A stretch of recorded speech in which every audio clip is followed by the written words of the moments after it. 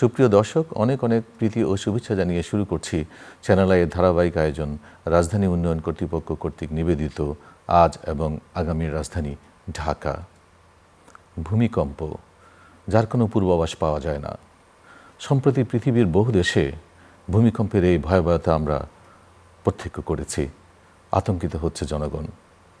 School চলাকালীন সময়ে যদি এ ধরনের ভূমিকম্প সংঘটিত হয় এবং সেটার মাত্রা যদি এ ধরনের ভয়াবহ পর্যায়ে পড়ে, সেই ক্ষেত্রে স্কুলের শিক্ষার্থী এবং শিক্ষকদের কি করণীয় সেই বিষয় নিয়ে আজকে আমরা আলোচনা করব।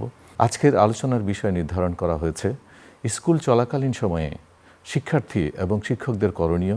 এই বিষয়ে আলোচনা করার জন্য আজকে স্টুডিওতে আমাদের সঙ্গে উপস্থিত হয়েছেন রাজধানী উন্নয়ন কর্তৃপক্ষের প্রধান পরিকল্পনাবিদ জনাব মোহাম্মদ আশরাফুল ইসলাম। সহ আলোচক হিসাবে উপস্থিত রয়েছেন বিশিষ্ট শিক্ষাবিদ ডক্টর মাহবুবুর রহমান মোল্লা। ডক্টর মাহবুবুর রহমান মোল্লা কলেজের উনি একজন প্রতিষ্ঠাতা। সুপ্রিয় দর্শক, আলোচনার পূর্বে চলুন দেখে আসি ডক্টর মাহবুবুর রহমান মোল্লা কলেজের উপর একটি বিশেষ প্রতিবেদন।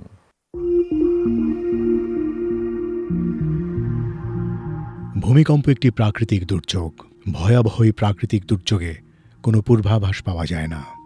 সাধারণত 3 ধরনের ভূমিকম্প হয়ে থাকে: প্রচণ্ড, মাঝারি ও মৃদু। সারা বিশ্বে প্রতিদিন প্রায় গড়ে 138 বার ভূমিকম্প হয়। শক্তিশালী ও বিধ্বংসী ভূমিকম্পে ঘরবাড়ি, ধন সম্পত্তির ব্যাপক ক্ষয়ক্ষতি হয় এবং অসংখ্য প্রাণহানি ঘটে। বাংলাদেশে গত বছর ভয়াবহ ভূমিকম্পে রাজধানী সহ সারা দেশে ভয়াবহ আতঙ্ক সৃষ্টি করেছে। সম্প্রতি ভেনিজুয়েলা ভূমিকম্পে ব্যাপক প্রাণহানি ঘটেছে। আমাদের দেশে, বিশেষ করে রাজধানী ঢাকাতে যদি ভয়াবহ ভূমিকম্প কিংবা 7 মাত্রার অধিক ভূমিকম্প সংঘটিত হয়, তাহলে কি ভয়াবহ পরিস্থিতি সৃষ্টি হবে একবার ভেবেছেন? বিশেষ করে আমাদের দেশের শিক্ষা প্রতিষ্ঠানগুলোর ভবনগুলো অধিকাংশ জরাজীর্ণ পুরাতন ভবন বা বিল্ডিংয়ে পরিচালিত হচ্ছে। এখন প্রশ্ন হচ্ছে, স্কুল চলাকালীন অবস্থায় যদি ভয়াবহ ভূমিকম্প সংঘটিত হয়, তাহলে আমাদের স্কুলে আমাদের শিক্ষার্থীদের কি অবস্থা সৃষ্টি হবে একবার ভেবে দেখেছেন কি? বাংলাদেশে যেমন অনেক জরাজীর্ণ পুরাতন ভবনে শিক্ষা প্রতিষ্ঠান রয়েছে, তেমনি আবার অনেক অত্যাধুনিক ভবন, আধুনিক ভবনেও বর্তমানে অনেক শিক্ষা প্রতিষ্ঠান পরিচালিত হচ্ছে। রাজধানীর মাতোয়াইলে দেশের সেরা 10টি শিক্ষা প্রতিষ্ঠানের মধ্যে অন্যতম 3টা শিক্ষা প্রতিষ্ঠান হচ্ছে Shamsul Haque Khan school and college, doctor Mahbubur Rahman Mollah college ও turning point international school and college.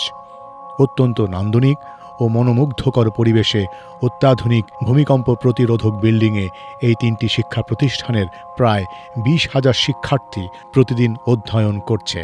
Shamsul Haque Khan school ও কলেজের প্রিন্সিপাল ডক্টর মাহবুবুর রহমান মোল্লার দক্ষ পরিচালনায় এই 3টি শিক্ষা প্রতিষ্ঠান ইতিমধ্যে দেশ সেরা শিক্ষা প্রতিষ্ঠানের তালিকায় স্থান করে নিয়েছে।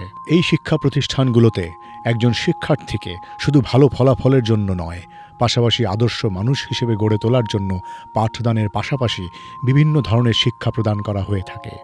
এই শিক্ষা প্রতিষ্ঠানে আরও লক্ষ্য করা যায়, একটি আধুনিক ভূমিকম্প প্রতিরোধক ভবন থাকার পরেও স্কুল চলাকালীন ভূমিকম্প সংঘটিত হলে আতঙ্কিত না হয়ে শিক্ষার্থীদের করণীয় কী, সেই বিষয়ে সেমিনার ও মহড়া অনুষ্ঠান করা হয়।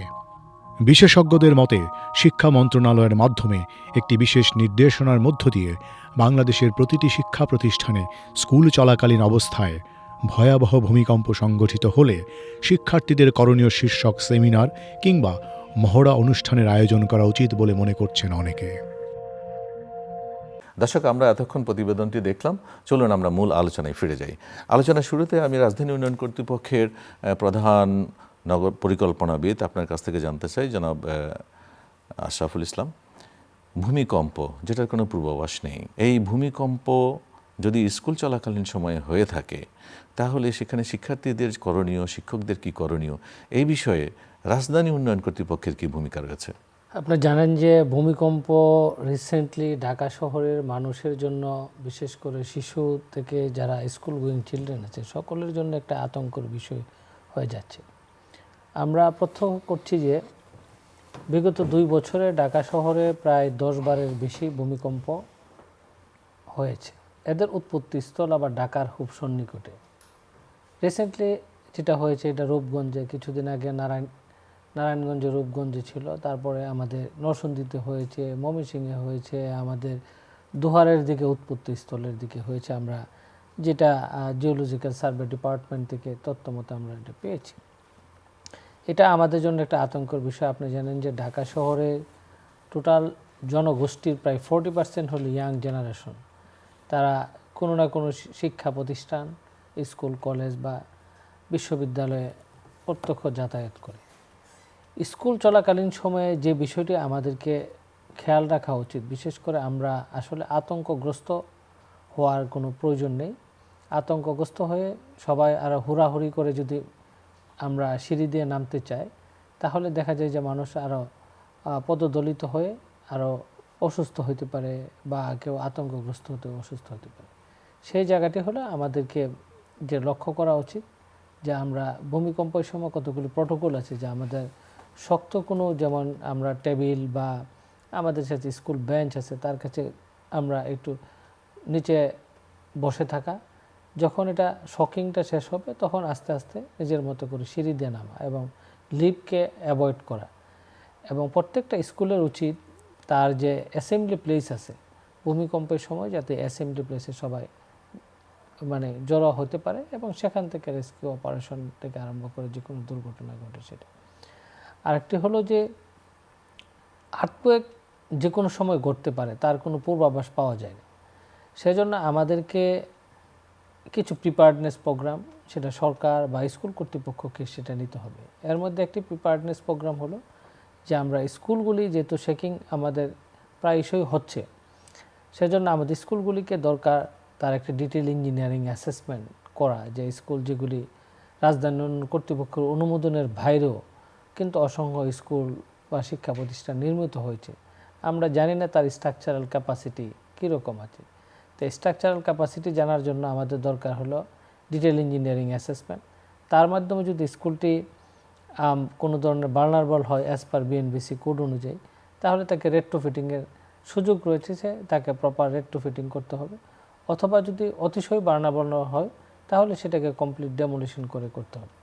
আপনি জানেন যে রাজধানী উন্নয়ন কর্তৃপক্ষ আরবান রেজিডেন্স প্রজেক্টের আওতায় স্কুল, কলেজ, হসপিটাল এবং মার্কেট এগুলি জরিপ করা হয়েছে এবং ঢাকার ভিতরে প্রায় 42টি ভবন যেটা অধিক ঝুঁকিপূর্ণ হিসেবে আইডেন্টিফাই করা হয়েছে। এর মধ্যে যেমন স্কুল রয়েছে, হসপিটাল রয়েছে, অনেকগুলি মার্কেট রয়েছে। সেগুলিকে আমরা কিন্তু রাজধানী কর্তৃপক্ষের পক্ষ থেকে প্রত্যেকটি কর্তৃপক্ষকে চিঠি দেওয়া হয়েছে। আর কিছু কিছু জায়গায় আমাদের ভিজুয়াল অ্যাসেসমেন্টের মাধ্যমে যেগুলিকে ভালনারেবল মনে হয়েছে তাদেরকে রেট্রোফিটিং করার জন্য দেওয়া হয়েছে। আমি সকলের কাছে বিনীত অনুরোধ যে স্কুল, কলেজ বা হসপিটাল বা মার্কেট, এখানে কিন্তু বড় ধরনের সমাগম হয়। সেখানে যদি আল্লাহ না করুক কোনো দুর্ঘটনা ঘটে, ক্যাজুয়ালিটিস ঘটে, তাহলে কিন্তু সেখানে প্রাণহানির অথবা মানুষের জানমালের ক্ষয়ক্ষতির পরিমাণ কিন্তু অধিক হতে পারে। সেজন্য একটি রেসিডেন্সিয়াল ভবনের চেয়ে আমরা শিক্ষা প্রতিষ্ঠান এবং বিশেষ করে মার্কেট এবং হসপিটাল, এই তিনটাকে আমরা প্রায়োরিটি দিয়ে সেটাকে আইডেন্টিফাই করে আমরা করতে চাই। মাহবুবুর রহমান মোল্লা কলেজ একটা স্বনামধন্য প্রতিষ্ঠান, সেই ভবন এবং সেখানে যে শিক্ষার্থী রয়েছেন এবং শিক্ষক রয়েছেন, ভূমিকম্প চলাকালীন সময়ে যে ধরনের একটা আতঙ্ক তৈরি হবে, সেই বিষয়ে একজন প্রতিষ্ঠাতা হিসাবে আপনার প্রতিষ্ঠানে এ ধরনের কোনো আর্থকুয়েক ড্রিল অথবা ভূমিকম্পের সময় শিক্ষার্থীরা বা শিক্ষকেরা কী ধরনের কার্যক্রম পরিচালনা করবে, সচেতনতামূলক কোনো প্রোগ্রাম আপনার স্কুলে হচ্ছে কিনা এই মুহূর্তে? তা আমরা ডক্টর মাহবুবুর রহমান মোল্লা কলেজ আমাদের যাত্রাবাড়ি ডেমরা রোডে অবস্থিত। এর সাথে আরেকটি প্রতিষ্ঠান রয়েছে টার্নিং পয়েন্ট ইন্টারন্যাশনাল স্কুল, যেটা ইংলিশ মিডিয়াম স্কুল। তো আমরা আসলে যেই জিনিসটা নিয়ে আজকে আলোচনা, সেটা অত্যন্ত বাস্তবমুখী এবং যা আমাদের প্রতিষ্ঠান সহ এরকম সারা বাংলাদেশের যে প্রতিষ্ঠানগুলো, বিশেষ করে আমাদের ঢাকা শহরে যে প্রতিষ্ঠানগুলো রয়েছে, যে এটা আর্থকুয়েক বা আমাদের ভূমিকম্প হলে আমাদের কি করণীয়, ছাত্রদের কি করণীয়, এই ব্যাপারে আসলে যথাযথ প্রশিক্ষণ আমরা পাইনি। কারণ এটা এমন একটা বিষয়, আল্লাহ না করুক সারা বিশ্বে এই রকমের যে ভেনিজুয়েলায় যে ঘটনাটা ঘটলো, আমার তো মনে হয় যে যেই জীবন যাবে, যেই মৃতের সংখ্যা আসবে, এটা কল্পনাও করা যায় না। এর মধ্যে শিক্ষা প্রতিষ্ঠানে যে ব্যাপারটা আসবে, শিক্ষা প্রতিষ্ঠানে অধিকাংশ শিক্ষা প্রতিষ্ঠানে আমাদের প্রশিক্ষণটা নাই, যে আমরা কিভাবে, এই যেমন আমরা এই এটা যদি করা যায়, এই যে এত শিক্ষা প্রতিষ্ঠানে গিয়ে গিয়ে হয়তো প্র্যাকটিক্যালি এটা করা সম্ভব নয়, কিন্তু যদি জাতীয় প্রচার মাধ্যমে এইটার একটা প্রশিক্ষণ দেওয়া যায়, কারণ আল্লাহ না করে যে কোনো সময় ঘটনা ঘটতে পারে, তা আমরা যদি জাতীয়ভাবে এটা করে আমাদের শিক্ষা মন্ত্রণালয়ের মাধ্যমে এটা একটা প্রচারের ব্যবস্থা করা যায়, যার যার প্রতিষ্ঠানে, যা আমরা আমাদের মাঠ থেকে আমরা প্রজেক্টর লাগিয়ে সকল ছাত্রছাত্রীদের দেখালাম, আমরা তাদেরকে অ্যাক্টিভ করলাম, আমরা তাদেরকে ব্যাপারটা বুঝালাম, তাহলে আমার মনে হয় যে অনেকটাই আমরা ইনশাল্লাহ নিরাপদ থাকতে পারব। জনাব মাহবুবুর রহমান, সরকারি পর্যায়ে অথবা প্রাতিষ্ঠানিকভাবে গণমাধ্যমে এই সমস্ত বিষয়গুলি প্রচার করা হবে। আমি জানতে চাচ্ছিলাম আপনার কাছে, আপনি একজন স্কুলের প্রতিষ্ঠাতা হিসাবে আপনার যে সমস্ত শিক্ষার্থীরা রয়েছেন আপনার স্কুলের এবং শিক্ষক রয়েছেন, তাদের মধ্যে সচেতনতামূলক কোনো অনুষ্ঠান করার এই ধরনের কোনো প্রক্রিয়া আপনারা করেন কিনা এবং ভবিষ্যতে করবেন কিনা, যদি সংক্ষেপে একটু বলেন। হ্যাঁ, তা আমরা ইতিমধ্যে রাজুক কর্তৃক আমাদের প্রতিষ্ঠানটা এটা টেস্ট করা হয়েছে, আমাদের প্রতিষ্ঠান ওকে আছে, তারা বলেছে, আমাদের একটা সার্টিফিকেট দিয়েছে, এবং আমাদের ফায়ার থেকে আমাদের এটা প্রশিক্ষণের ব্যবস্থা করা হয়েছে। তো আমরা মোটামুটি আমাদের স্কাউট সহ আমাদের টিচারদের আমরা ইতিমধ্যে সচেতন করেছি, আমাদের ছাত্রদেরও সচেতন করেছি। কিন্তু ডক্টর মাহবুবুর রহমান মোল্লা কলেজ এটা 12 তলা ভবন, আমরা এই ব্যাপারে সচেতন করার আমরা কোনো পাই নাই। তবে আমি শামসুল হকের প্রিন্সিপাল হিসেবে যেইটুকুন আমি ওখান থেকে শিখতে পেরেছি, আমাদের প্রিন্সিপাল সহ টিচারদেরকে আমরা সেখানে একটা সভা করে তাদেরকে জানিয়ে দিয়েছি। কিন্তু প্র্যাকটিক্যালি যদি আমরা করতে পারি তাহলে ভালো হয়। তো ইতিমধ্যে আমরা, আপনি যেটা বললেন, এই ভূমিকম্পের কারণে আমরা ফায়ারের সাথে যোগাযোগ করেছি, তারা আমাদেরকে বলেছেন সময় দিবেন, আমরা ইনশাল্লাহ এখনো করি নাই, কিন্তু আমরা একেবারে বুঝতে পেরেছি। আমাদের অনেকগুলি কর্মশালার আয়োজন করতে হবে এ ধরনের ভূমিকম্পের যে মোকাবেলা করার বিষয়গুলি যখন আসবে, তখন অবশ্যই আমাদেরকে ডিল করতে হবে এবং আমাদের মোকাবেলা কিভাবে করতে হবে সেই বিষয়গুলো নিয়ে অনেক প্রশিক্ষণ লাগবে। জনাব আশরাফ, আপনার কাছে জানতে চাই যে রাজুক ভূমিকম্প সহনীয় ভবন কিন্তু এখন অনুমোদনের একটা স্ট্র্যাটেজি নিচ্ছে, অথবা কাঠামোগত নকশায় ভূমিকম্পের বিষয়টাকে এনফোর্স করা হচ্ছে। আমি যদি স্কুলের বিষয়ে আসি, যে সমস্ত স্কুলগুলি রয়েছে, এই স্কুলের উপরে কোনো পরিসংখ্যান বা স্কুলের উপর কোনো স্টাডি করা হয়েছে কিনা যে কতগুলো স্কুল ঢাকা শহরে ঝুঁকিপূর্ণ অবস্থায় রয়েছে? আমি হয়তো বা ভূমিকম্প ঝুঁকির কথাই বলবো। স্পেসিফিকলি সমগ্র ঢাকা মেট্রোপলিটন রিজিয়নে স্কুলের নাম্বার সঠিকভাবে ওইভাবে কোনো ডাটাবেজ নেই। এর মূলত কারণ যে স্কুলগুলি, যেমন আমরা মানসম্পন্ন স্কুল যেটা ওনার, যেমন ডক্টর মাহবুবুর রহমান কলেজ আছে, তারপরে আপনার residential model school and college আছে, বিকারুন্নিসা স্কুল অ্যান্ড কলেজ আছে, সেন্ট জোসেফ স্কুল কলেজ রয়েছে। এছাড়াও কিন্তু ঢাকা শহরে অসংখ্য জায়গায় হয়তো 10 রুম 12টা রুম ভাড়া নিয়ে অসংখ্য স্কুল তৈরি হচ্ছে, এবং ঢাকার অলিগলিতে এই সব স্কুলের সংখ্যা অনেক বেশি। এটা বাড়াবাড়িতে তৈরি করে, যেমন একটি স্কুল যদি স্কুল আকারে ডিজাইন হয় অ্যাজ পার বিএনবিসি কোড অনুযায়ী, তার যেমন প্রশস্ত সিঁড়ি দরকার, সেই সিঁড়িগুলি কিন্তু যারা স্কুল হয়েছে সেগুলি অনেক ক্ষেত্রে, যেমন ওনার বিল্ডিং আমাদের আরবান রেজিলিয়েন্স প্রজেক্টের আওতায় যেমন সমীক্ষা করেছে, বলা হয়েছে যে এটা অ্যাজ পার কাঠামোগত দিক দিয়ে সঠিক রয়েছে। তো রাজুক যেটা আরবান রেজিলিয়েন্স প্রজেক্টের আওতায় যেটা করেছে, আমি এর আগে বলেছিলাম যে এখানে প্রায় 400 থেকে 450 বিল্ডিংয়ের মতো আমরা নট স্কুল, হসপিটাল এবং মার্কেট সমীক্ষা করা হয়েছে। এর মধ্যে 42টি স্কুল এবং হসপিটাল এবং মার্কেট যেগুলিকে অধিক ঝুঁকিপূর্ণ হিসাবে আইডেন্টিফাই করা হয়েছে এবং সেগুলি অবহিত করা হয়েছে, এবং পত্রপত্রিকাও এগুলি আমরা সার্কুলার দিয়েছি। আর বাকিগুলিকে বলা হয়েছে যে এটা রেট্রোফিট করার জন্য বা করার জন্য। এখন আশঙ্কাজনক হলো যেগুলি স্কুল আকারে ডিজাইন নাই অথচ স্কুল আকারে ব্যবহার হচ্ছে, তা আমরা আরবান রেজিলিয়েন্স প্রজেক্টের সেকেন্ড ফেজ যেটা আমরা শুরু করতে যাচ্ছি এবং জায়গা সহায়তায় যেটা আমরা ডিসি কিউআর একটা প্রজেক্ট আছে, এই প্রজেক্টের আওতায় যেমন আমাদের ইন্সপেক্টর, অথরাইজ অফিসার এবং টেকনিক্যাল প্রফেশনদেরকে ট্রেনিং দিচ্ছি যার স্কুল যেটা সুপারভিশন লোকালাইজ এই কাজটা করার জন্য। বিষয়টি অনেক জটিল এবং সময় সাপেক্ষ ব্যাপার, কিন্তু এটা আবার রাজুক ক্যাটাগরি করছে যে আমরা ফার্স্ট ক্যাটাগরিতে কিন্তু স্কুল, হসপিটাল এবং মার্কেটকে আমরা টার্গেট করছি, সেটা তারপরের ক্যাটাগরিতে 6 তলা অ্যাবাভ রেসিডেন্সিয়াল বিল্ডিংকে বা কমার্শিয়াল বিল্ডিংকে আমরা আইডেন্টিফাই করার জন্য। এটা রিসেন্টলি আপনি জানেন যে আমরা একটা ইনস্টিটিউট করা হয়েছে বাংলাদেশ আর্থকোয়েক রিসার্চ ইনস্টিটিউট, যেটা সেই রিসার্চ যে তার যে মূল কাজটি হবে যে এই ধরনের সমীক্ষা করা এবং গাইডলাইন দেওয়া, এবং সেটা শুধু ঢাকা না সারা বাংলাদেশেই সেটা করবে। যেহেতু ঢাকা হাইলি ডেন্সলি পপুলেটেড একটা সিটি এবং তার স্ট্রাকচারাল ডেন্সিটি পৃথিবীর অনেক দেশের চেয়ে অনেক বেশি।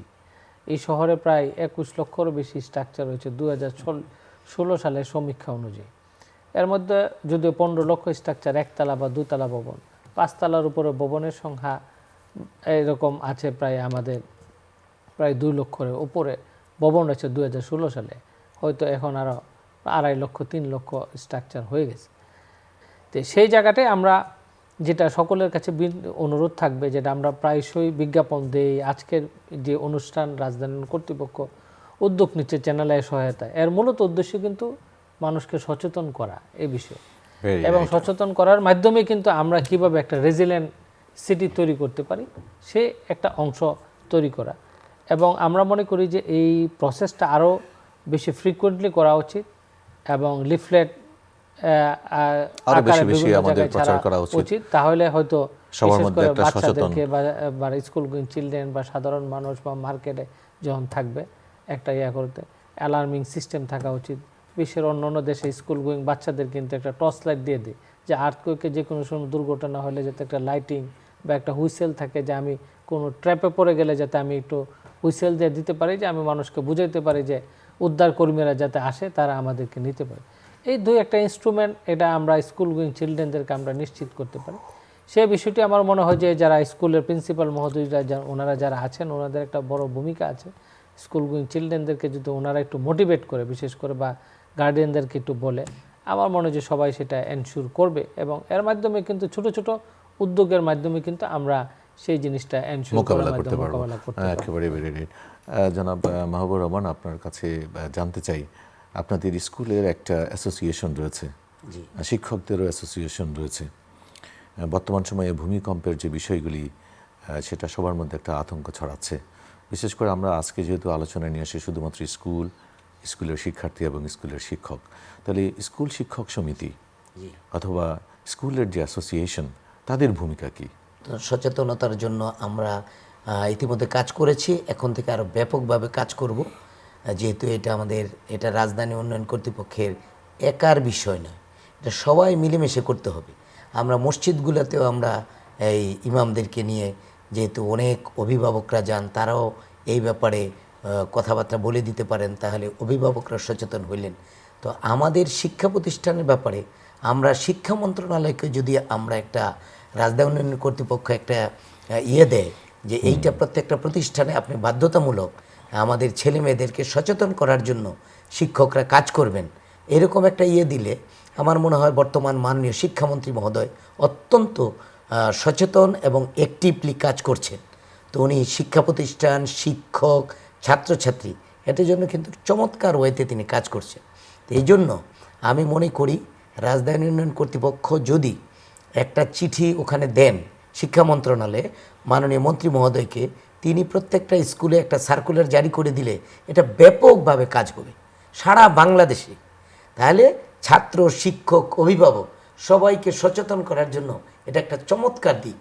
এবং অ্যাজ ওয়েল এজ আমাদের যে জেলা প্রশাসকের কার্যালয়, ওখান থেকেও আমাদেরকে চিঠি দিয়ে এটা করতে পারে, অর্থাৎ শিক্ষা মন্ত্রণালয় এই পদক্ষেপগুলো নিতে পারে।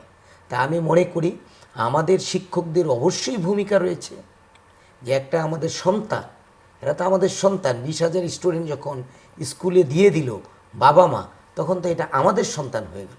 একটা ছোট্ট ইনস্টলমেন্টের মাধ্যমে যে আমরা যদি এই রকম কিছু কিছু বিষয় আসে আমরা যদি হুইসেল দিই বা ওখানে তো টিচার থাকবেন, তো ওই টিচারের ভূমিকা কী হবে? তাইলে ছাত্রদেরকে ওই টিচার তাদেরকে প্রোটেক্ট করার জন্য উনি প্ল্যান নিয়ে নেবেন। তো এই জন্য আমরা শিক্ষকদেরকেও প্রশিক্ষণ দিব, আমরা ছাত্রদেরকেও প্রশিক্ষণ দিব, এবং আমাদের ব্যাপারটা থাকবে যে আমরা একটা ব্রিজ তৈরি করে আমরা এটা করতে চাই। সরকারের যে দায়িত্বের কথা বলেছেন সেটা খুবই সুস্পষ্ট এবং একই সাথে রাজধানী উন্নয়ন কর্তৃপক্ষের কিছুটা ভূমিকা রয়েছে। জনাব আশরাফ, আপনার কাছে আবার ফেরত আসি যে কোনো একটা শিক্ষার প্রতিষ্ঠানে অভিভাবকের যে ভূমিকা রয়েছে সেই ব্যাপারে রাজুকের পক্ষ থেকে আমরা কী ধরনের উদ্যোগ নিতে পারি? আমরা ঝুঁকিপূর্ণ ভবনটা আমার মনে করি যে সেটা একটা নির্দিষ্ট ইন্টারভেল পরপরই সেটাকে পাবলিকলি এটা মানুষকে জানানো, যেটা সচেতন হলে যে নিশ্চয়ই কোনো অভিভাবক চাইবে না তার সন্তানকে কোনো ঝুঁকিপূর্ণ কোনো ভবনে যে শিক্ষা প্রতিষ্ঠান কার্যক্রম পরিচালনা হচ্ছে সেটাকে পড়ানোর জন্য।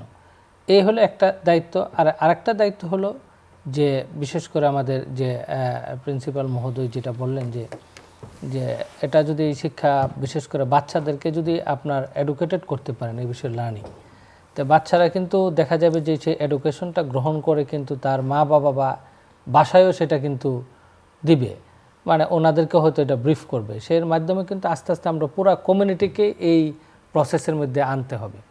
আর যেহেতু রিসেন্টলি আমাদের এটা শকিং হচ্ছে, আমি রাজুকে তো নিশ্চয়ই দায়িত্ব আছে, এর সাথে ফায়ার সার্ভিস বিশেষ করে দুর্যোগ ব্যবস্থাপনার যে দপ্তর রয়েছে তাদের একটা ইন্টিগ্রেটেড প্লাস সিটি কর্পোরেশন তাদের একটা ইন্টিগ্রেটেড অ্যাপ্রোচ প্রয়োজন, এবং এটা নিয়মিতই একটা ড্রিলিং সিস্টেম এটা মানে করা উচিত। এবং আমি বিশেষ করে অভিভাবক যারা আছে যে আপনার সন্তানকে একটি স্কুলে বা কলেজে পড়াশোনার ক্ষেত্রে যে বিভিন্ন আমরা দেখতে পাচ্ছি যে ঢাকা শহরে বিভিন্ন জায়গায় যে বিভিন্ন কমার্শিয়াল ভবনে বা একটা মার্কেটের উপরে হয়তো 2টা ফ্লোর নিয়ে স্কুল পরিচালনা রেসিডেন্সিয়াল বিল্ডিংয়ে হচ্ছে, সেটা কিন্তু ওই যে হুড়াহুড়িতে, এবং অনেক ক্ষেত্রে দেখা যায় এসি নির্ভর থাকার কারণে অনেক ক্ষেত্রে আমরা সিঁড়িগুলিকে সিল করে দিই। সেটা কিন্তু সিল করা যাবে না। একটা মাস কমিউনিকেশন যেখানে হয়, যে মাস গ্যাদারিং যেখানে হয়, সেখানে কিন্তু বিশেষ করে সিঁড়িটা প্রশস্ত হওয়া উচিত এবং সিঁড়িটা ওপেন থাকা উচিত, যে এই সিঁড়ির মাধ্যমে যাতে নামতে পারে। আর নতুন ভবনের ক্ষেত্রে আপনি তো জানেনই, এখন আমরা কোড কমপ্লায়েন্স অনেক ইস্যু আছে, সেটা এখন আর্কিটেক্টরাও সচেতন হয়েছে, ইঞ্জিনিয়াররা সচেতন হয়েছে, প্ল্যানাররাও এখানে সোচ্চার হয়েছে। অনেক ক্ষেত্রে জায়গায় আমরা ভয়েস রেজ করছি যে এই জিনিসগুলি হচ্ছে। রাজুকেরও একটা মনস্তাত্ত্বিক চাপ আছে যে এই শহরকে কিভাবে মানে রেজিলিয়েন্ট তৈরি করা যায়। তো সেই উদ্যোগগুলির জন্য আমরা দিচ্ছি। আমাদের যেমন ক্যাপাসিটির জনবলের ঘাটতি রয়েছে, রিসেন্টলি সরকার যেমন নারায়ণগঞ্জ উন্নয়ন কর্তৃপক্ষ, গাজীপুর উন্নয়ন কর্তৃপক্ষ হয়েছে, হয়তো আমাদের এরিয়া একটু কনসলিডেটেড হয়ে আসছে। কেউ কনসলিডেটেড রাজুকের বিদ্যমান জনবল দিয়ে আমরা দিচ্ছি। এবং আমরা যে পারমিটিং সিস্টেম, যে ইলেকট্রনিক পারমিটিং সিস্টেম, যার মাধ্যমে আমরা পুরা আর্কিটেকচারাল ড্রয়িং তার প্রাথমিক অনুমোদনের পরে স্ট্রাকচারাল এমইপি দেওয়ার পরে তার চূড়ান্ত অনুমোদন এবং অকুপেন্সি সার্টিফিকেটের যে বাধ্যবাধকতা এবার ইমারত নির্মাণ বিধিমালা 2025-এ এনশিওর করা হয়েছে, এবং তার আলোকে কিন্তু ভবিষ্যতে রেজিস্ট্রেশন কার্যক্রমও কীভাবে নিয়ন্ত্রণ করা যায়, যে রাজুকের অকুপেন্সি সার্টিফিকেট ছাড়া যাতে না হয়। অকুপেন্সি সার্টিফিকেটই একমাত্র এনশিওর করে ওই ভবনটি শতভাগ কোড কমপ্লায়েন্স করে নির্মিত হয়েছে কিনা, যে ব্যবহারের জন্য ভবনটি অনুমোদন নিয়েছে সেই ব্যবহারটা এনশিওর হচ্ছে কিনা। আমি ধন্যবাদ জানাতে চাই রাজধানী উন্নয়ন কর্তৃপক্ষের প্রধান পরিকল্পনাবিদ জনাব মোহাম্মদ আশরাফুল ইসলাম আপনাকে, এবং একই সাথে অসংখ্য ধন্যবাদ জানাচ্ছি ডক্টর মাহবুবুর রহমান মোল্লা কলেজের প্রতিষ্ঠাতা এবং একই সাথে বিশিষ্ট শিক্ষাবিদ, একই সাথে অন্য একটি স্কুলের প্রিন্সিপাল, আপনাকে অসংখ্য ধন্যবাদ জানাচ্ছি। সুপ্রিয় দর্শক, এতক্ষণ আমরা দুজন অতিথির সাথে অনেক গুরুত্বপূর্ণ বিষয়ে আলোচনা করলাম, বিশেষ করে ভূমিকম্প মোকাবেলায় স্কুল চলাকালীন সময়ে শিক্ষক, শিক্ষার্থী এবং অন্যান্য যারা নগরবাসী রয়েছেন তাদের ভূমিকা কী হবে এই নিয়ে বিস্তারিত আমরা আলোচনা করলাম। আমরা একই সাথে আলোচনা করেছি ঝুঁকিপূর্ণ যে সমস্ত স্কুল ভবনগুলি রয়েছে সরকারি পর্যায়ে তাদের প্রতি কী ধরনের আইনগত বাধ্যবাধকতা রয়েছে, একই সাথে রাজধানী উন্নয়ন কর্তৃপক্ষের কী ধরনের ভূমিকা পালন করতে হবে সেই বিষয়গুলো নিয়ে আমরা বিস্তারিত আলোচনা করলাম। আজকের অনুষ্ঠান এখানেই শেষ করছি। আগামী পর্ব দেখার আমন্ত্রণ জানিয়ে আজ এবং আগামী রাজধানী ঢাকা অনুষ্ঠান থেকে এখনই বিদায় নিচ্ছি। আল্লাহ হাফেজ।